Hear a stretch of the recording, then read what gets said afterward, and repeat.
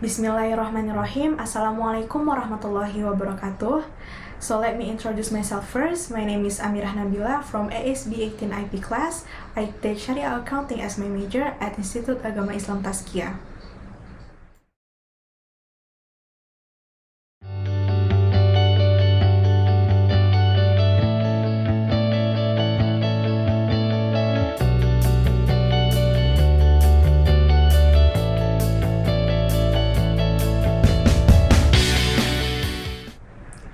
Sejarah dan perkembangan Islam di Asia Tenggara. Asia Tenggara adalah tempat tinggal bagi penduduk muslim terbesar di dunia. Islam merupakan agama mayoritas di beberapa negara besar di Asia Tenggara seperti Indonesia, Malaysia, dan Brunei Darussalam.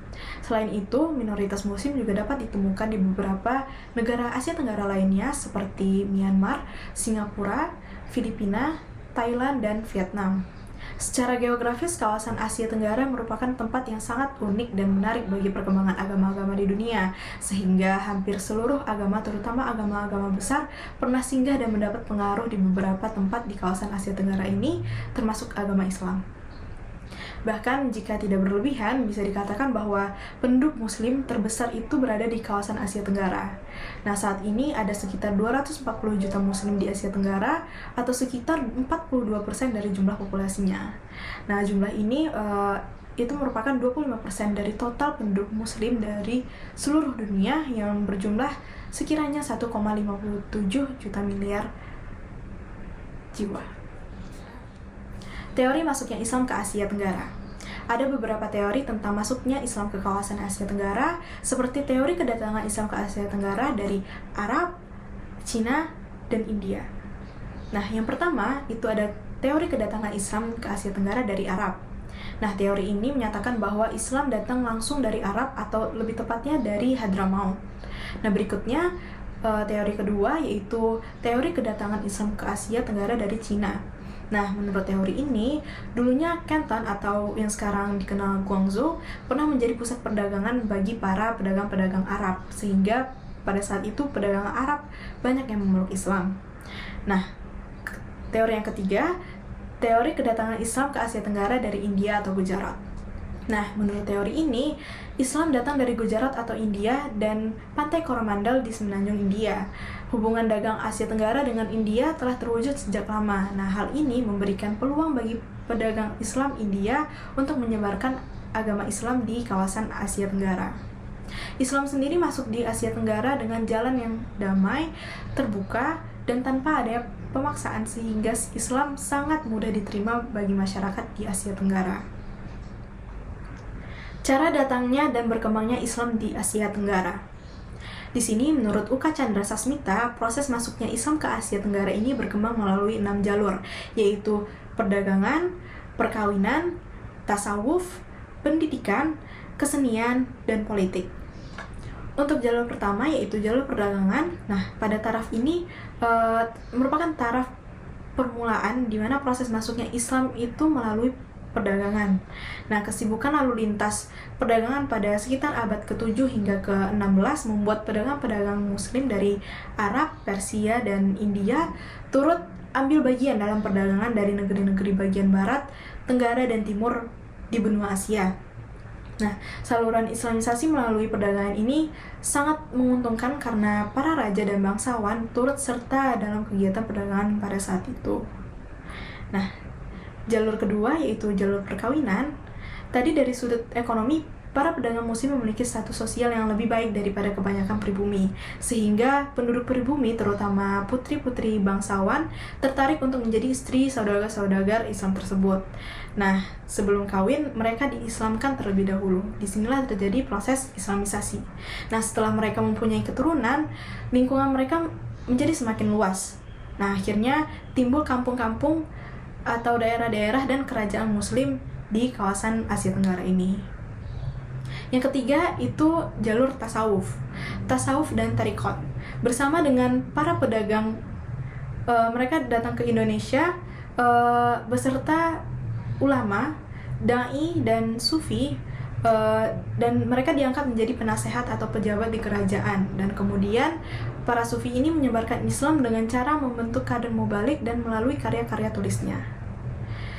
Pada jalur berikutnya, yaitu jalur pendidikan, Islamisasi juga dilakukan melalui pendidikan, baik pesantren maupun pondok yang diselenggarakan oleh guru-guru agama, kiai-kiai, dan ulama. Nah, di pesantren atau di pondok ini, calon ulama atau guru agama dan kiai mendapat pendidikan agama. Nah, setelah keluar dari pesantren, mereka pulang ke kampungnya masing-masing atau daerahnya masing-masing untuk berdakwah ke tempat-tempat tertentu untuk mengajarkan agama Islam. Berikutnya jalur kesenian. Nah, penyebaran Islam dikembangkan dengan melalui seni seperti seni arsitektur dan seni kaligrafi dan berbagai seni yang bercorak Islam lainnya. Saluran Islamisasi melalui kesenian yang paling terkenal itu adalah pertunjukan wayang. Nah, dikatakan oleh Sunan Kalijaga yang merupakan tokoh yang sangat mahir dalam memantaskan wayang.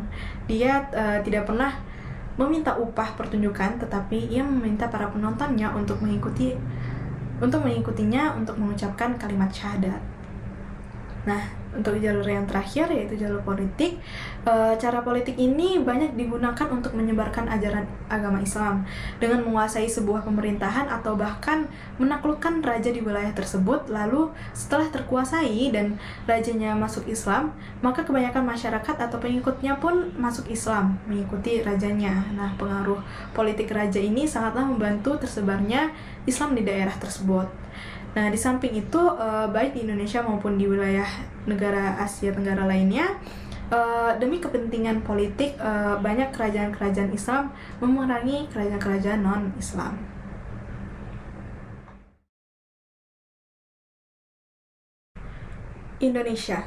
Indonesia adalah salah satu negara di Asia Tenggara yang mempunyai letak paling strategis terutama dalam sektor perdagangan. Indonesia juga merupakan salah satu negara dengan jumlah penduduk terbanyak di dunia. Berdasarkan data World Population Review, jumlah penduduk muslim di tanah air saat ini itu mencapai sekitar 229 juta jiwa atau 87,2% dari total penduduk Indonesia, yaitu sekiranya berjumlah 273,5 juta jiwa. Nah, ini menjadikan Indonesia sebagai negara dengan jumlah muslim terbesar dan terbanyak di dunia. Kemajuan dan perkembangan Islam di Indonesia juga tidak lepas dari peran kerajaan-kerajaan Islam di Indonesia terdahulu dan juga peran pejuang dakwah seperti para wali songo dalam menyebarkan Islam. Indonesia adalah negara beragama yang mendukung kehidupan beragama warganya. Nah, hal ini ditegaskan dengan dibentuknya seperti Departemen Agama, Pengadilan Agama, Pembinaan Masyarakat Beragama, wakaf, dan zakat. Nah, selain itu, di Indonesia juga tumbuh dan berkembang banyak organisasi keagamaan seperti MUI, Muhammadiyah, NU, dan organisasi lainnya. Di Indonesia juga telah tumbuh sejak lama dan berkembang pendidikan agama Islamnya yang dapat dilihat dari tingkat dasar sampai dengan perguruan tinggi dan juga dari pondok pesantren tradisional maupun modern hingga internasional seperti yang banyak ditemukan pada sekarang ini. Malaysia yang ibu kotanya Kuala Lumpur ini terletak di Semenanjung Malaka di Asia Tenggara. Agama di Malaysia ini sangatlah beragam. Nah, menurut sensus tahun 2010, sekitar 67,32% dari 28 juta jiwa penduduk Malaysia ini mengidentifikasi dirinya sebagai penganut agama Islam. Nah, penduduknya ini sebagian besar terdiri dari suku Melayu, sedangkan masyarakat pendatang terdiri dari muslim dan non-muslim, yaitu muslim dari Indonesia seperti dari Minang, Jawa, Banjar, Bugis, Aceh, Mandailing, dan daerah Indonesia lainnya, dan juga muslim dari India, Cina, Pakistan, Persia, dan Turki. Adapun juga non-muslim yang berasal dari Cina dan India, dan mayoritas penduduk muslimnya di Malaysia ini menganut Sunni dan bermazhab Syafi'i. Pengaruh Islam pun berakar dalam berbagai dimensi kehidupan Melayu. Nah, barangkali tidak semua mereka itu muslim yang taat, tetapi kesetiaan, nilai-nilai, keyakinan, dan sentimen Islam di sini selalu hadir menembus kebudayaan Melayu serta sistem nilai dalam berbagai tingkatan kekentalan. Islam telah menjadi bagian yang menyatu dengan identitas nasional, sejarah, hukum, dan kebudayaan Melayu. Nah, oleh karena itu tidak heran bila Islam dianggap sebagai komponen utama budaya Melayu dan sebagai unsur utama identitas Melayu. Brunei Darussalam. Sejarah perkembangan Islam di Brunei Darussalam. Islam mulai berkembang dengan pesat di Kesultanan Brunei sejak Syarif Ali diangkat menjadi Sultan ketiga Brunei pada tahun 1425. Sultan Syarif Ali adalah seorang ahlul bait keturunan cucu Rasulullah SAW, Hasan, sebagaimana tercantum di dalam batu tersilah atau prasasti dari abad ke-18 Masehi yang terdapat di Bandar Seri Begawan, yaitu ibu kota Brunei Darussalam. Nah, selanjutnya agama Islam di Brunei Darussalam ini terus berkembang pesat. Sejak Malaka yang dikenal sebagai pusat penyebaran dan kebudayaan Islam jatuh ke tangan Portugis pada tahun 1511, banyak ahli agama Islam yang pindah ke Brunei. Nah, makanya masuknya para ahli agama ini membuat perkembangan Islam semakin cepat menyebar ke masyarakat Brunei. Saat Syarif Ali naik tahta sebagai Sultan Brunei ketiga pada tahun 1425 tadi, Darussalam adalah term Arab yang ditambahkan kepada kata Brunei yang berarti negeri yang damai untuk menegaskan Islam sebagai agama resmi negara Brunei Darussalam dan juga untuk meningkatkan syiarnya. Nah, dialah orang pertama yang mendirikan masjid dan memperkuat keyakinan Islam di Brunei Darussalam. Singapura adalah sebuah negara kota di Asia Tenggara yang terletak di penghujung semenanjung Malaysia yang berbatasan langsung dengan Johor, Malaysia, dan Kepulauan Riau, Indonesia. Singapura adalah negara dengan jumlah penduduk sekitar 2,5 juta jiwa yang multirasial, multilingual, dan juga multiagama. Nah, di sini Cina merupakan 70% dari seluruh penduduknya.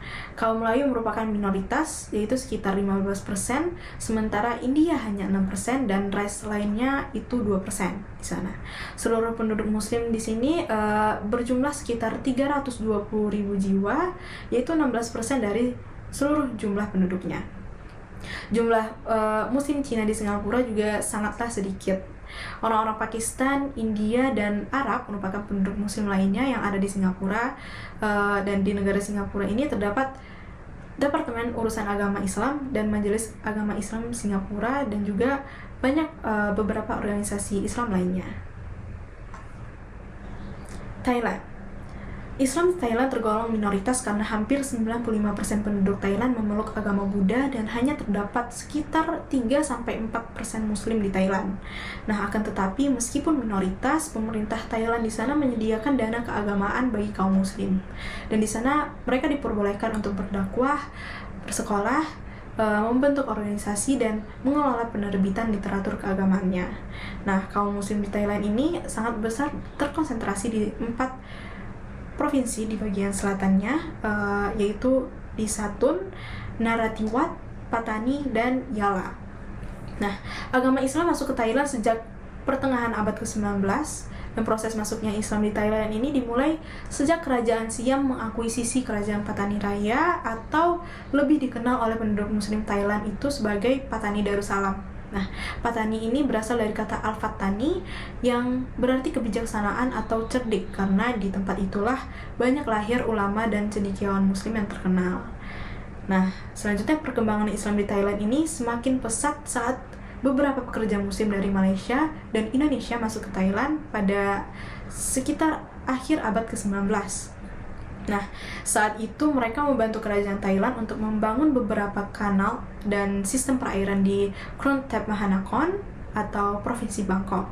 Nah, beberapa keluarga muslim bahkan mampu menggalang dana dan mendirikan masjid sebagai sarana ibadah. Sebuah masjid juga didirikan pada tahun 1949 oleh warga Indonesia dan beberapa komunitas muslim asli Thailand lainnya. Nah, bahkan alhamdulillah sekarang terdapat 2.000 masjid yang terdaftar di Thailand sampai saat ini. Vietnam. Islam di Vietnam tidak terlepas dari kerajaan Champa. Nah, kerajaan Champa ini adalah kerajaan yang pernah menguasai daerah yang sekarang termasuk Vietnam Tengah dan Selatan atau termasuk sebagian Kamboja. Nah, kerajaan ini diperkirakan berdiri antara abad ke-7 sampai dengan 1832 Masehi. Nah, agama Islam yang berkembang di Vietnam saat ini beraliran Sunni dan Bani. Nah, Muslim Sunni ini tersebar di seluruh penjuru negara dan mereka mengikuti mazhab Syafi'i. Nah, sedangkan Muslim Bani itu berkembang di beberapa daerah seperti di daerah Dinh Thuan dan Binh Thuan. Jumlah masyarakat Muslim di Vietnam ini sekarang mencapai sekitar 1% dari seluruh populasi di Vietnam, yaitu sekitar 420.000 jiwa. Filipina. Orang-orang Muslim Filipina disebut dengan orang Moro. Nah, jumlah masyarakat Moro ini terdiri sekitar 9% dari total populasi rakyat Filipina. Nah, mayoritas kaum Moro ini bekerja sebagai petani dan nelayan di sana. Islam masuk ke wilayah Filipina, khususnya Kepulauan Sulu dan Mindanao pada tahun 1380. Nah, orang pertama yang memperkenalkan Islam ke Sulu itu adalah Tuan Masyaika yang diduga telah sampai di Sulu pada abad ke-13. Nah, keturunannya kemudian menjadi inti komunitas Muslim di Sulu.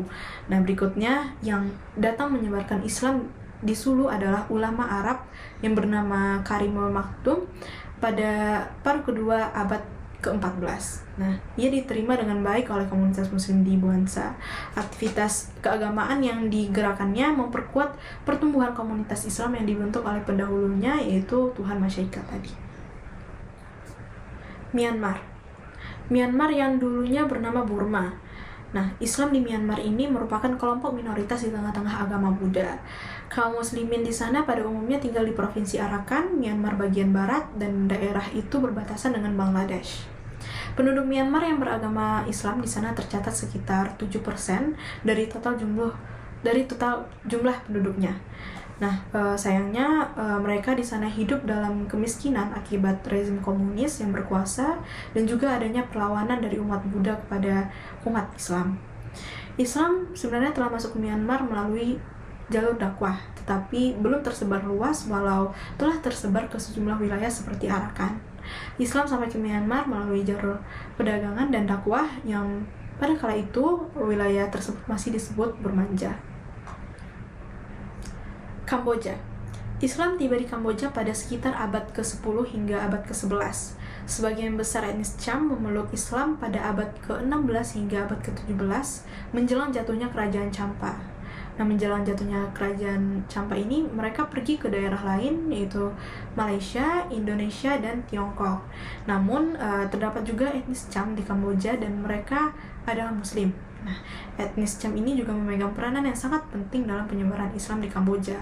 Mereka juga bergabung dengan etnis Muslim Melayu yang telah tiba terlebih dahulu ke Kamboja pada sekitar abad ke-13. Laos merupakan salah satu negara yang sangat kaya dengan keberagaman etnis. Keberagaman etnis ini juga tampak pada komunitas Muslim yang ada di sana. Agama Islam pertama kali masuk ke Laos melalui para pedagang Cina dari Yunnan, dan para pedagang Cina ini bukan hanya membawa dagangannya ke Laos, namun juga negara tetangganya seperti Thailand dan Myanmar. Nah, oleh masyarakat Laos dan Thailand, para pedagang asal Cina ini dikenal dengan nama Chin Hao. Peninggalan kaum Chin Hao ini yang ada hingga pada saat ini adalah beberapa kelompok kecil komunitas Muslim yang tinggal di dataran tinggi dan perbukitan. Nah, di sini mereka memiliki sebuah masjid dengan ukuran yang sangat besar dan menjadi kebanggaan Muslim Laos. Nah, selain adanya kelompok Muslim Chin Hao di Laos, ada juga kelompok Muslim lainnya, yaitu bernama komunitas Tamil, yang dimana mereka itu berasal dari selatan India. Kedatangan Islam membawa pengaruh yang sangat besar dalam kehidupan sosial, ekonomi, maupun politik di kawasan Asia Tenggara. Nah, dari sekian banyak negara di Asia Tenggara, Indonesia merupakan salah satu negara yang mempunyai mayoritas penduduk Islam. Bahkan Indonesia mendapat predikat negara muslim terbesar di dunia dengan 90% total penduduknya mengaku Islam. Sebagian besar agama Islam juga menyentuh semua negara di Asia Tenggara, walaupun ada sebagiannya yang minoritas. Nah, maka dari itu mari sama-sama kita senantiasa mendoakan saudara-saudara muslim kita yang merupakan minoritas di negaranya agar mereka mendapat kebebasan beragama dan mendapatkan perlakuan yang sama dengan etnis atau mayoritas di negaranya tersebut, agar mereka juga dapat membantu menyebarluaskan atau meneruskan ajaran agama Islam di negaranya tersebut. Mungkin sekiranya itu saja yang dapat saya sampaikan mengenai sejarah dan perkembangan Islam di Asia Tenggara. Di sini tidak lupa juga saya ingin mengajak teman-teman semua agar terus tetap berdakwah, meneruskan ajaran agama Islam, dan membuat agama Islam terus berkembang di wilayah-wilayah sekitar kita, di negara kita maupun di negara sekitar kita. Terima kasih saya ucapkan bagi teman-teman semua yang sudah menonton. Saya mohon maaf apabila ada kesalahan. Wabillahi taufiq wal hidayah. Wassalamualaikum warahmatullahi wabarakatuh.